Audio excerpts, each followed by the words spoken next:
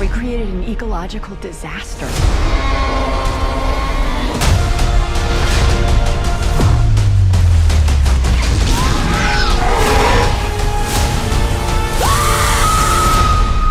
Bigger. Why do they always have to go bigger?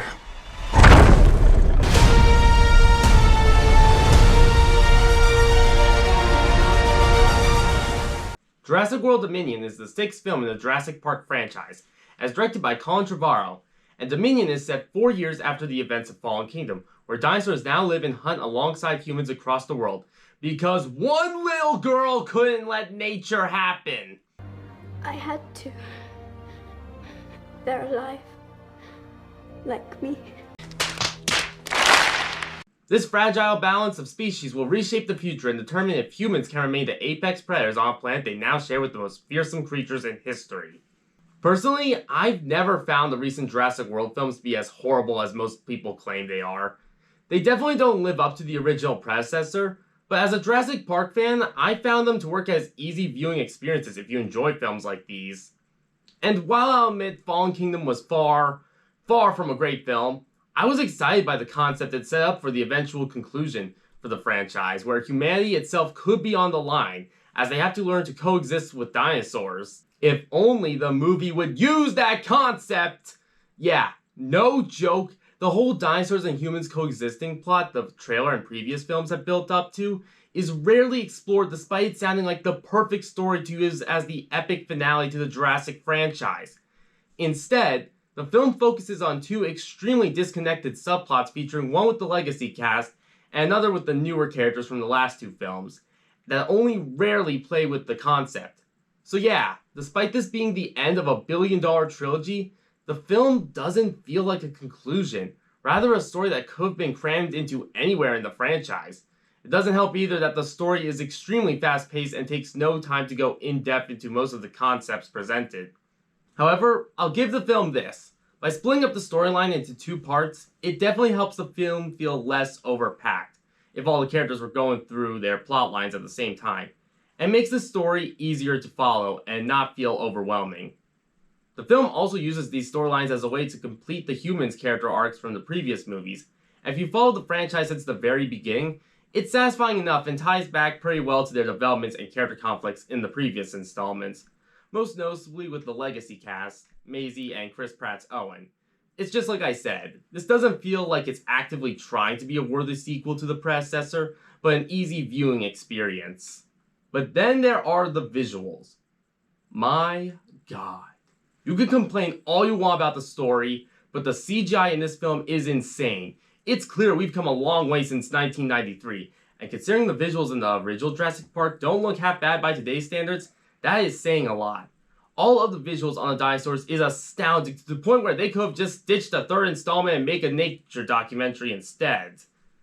There's also a great balance of animatronic dinos with the CGI dinosaurs, and not once do they ever look cheap. They're all extremely detailed, and their designs prove the filmmakers must have done their research on these creatures. Seriously, what other 2022 film has CGI more impressive than this?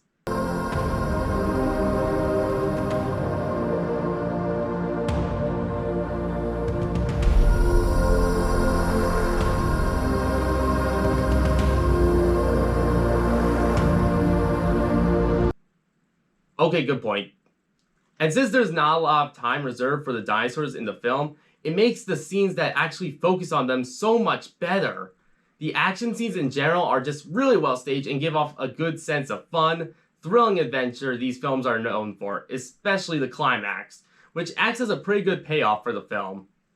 The film also continues taking on the role of a darker thriller the previous entry set up, although I'd be lying if I said the scariest part of my theater experience wasn't the E.T. 40th anniversary re-release trailer.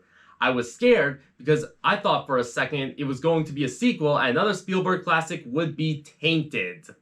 The legacy cast returning to the franchise is going to play a big part in getting people to see this film. And honestly, it was great to see them back. Sam Neill and Laura Dern were both great in their respective roles, and they had great chemistry for a good portion of the film. And without surprise, Jeff Goldblum was one of the best parts of this film. While most of the film's humor hit rock bottom for me, every joke that came out of his mouth was perfection. He also has the best line of the film in the climax. You'll know what it is when you see it. ChrisPratt was the standout in terms of the recent cast. He's been perfect as Owen since the first film in 2015, and is one of the saving graces of these recent films. I found Bryce Dallas Howard to be a good fit as Claire. I like how the character is nowhere near as irritating as she was in the first Jurassic World, and can tell that she grew as a person since that film.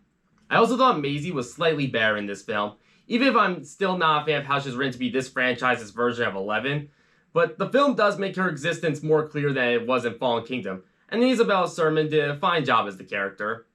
Dewanna Wise was a surprisingly fun addition to the cast, but then there are the villains.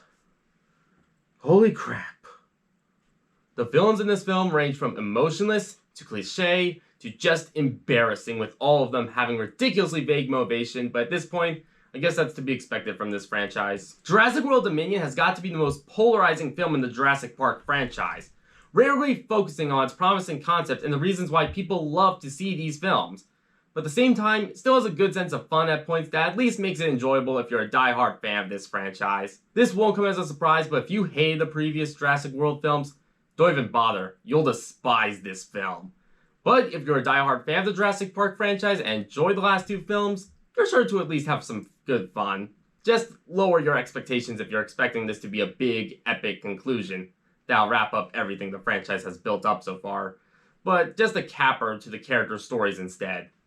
But if you are planning on seeing this film, I'll say this, the film looks shockingly great in IMAX. The ratio was consistent throughout the film, and the presentation does a great job of displaying the quality of the visuals.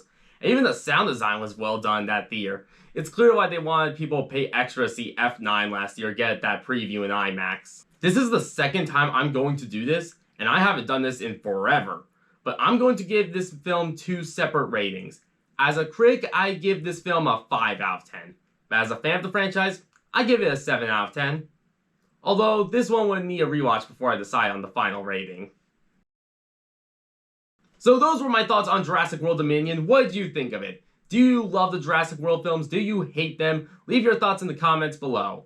Thanks for watching. I've got a Lightyear review planned coming up before the end of the month, so be sure to like the video and hit that subscribe button for more reviews.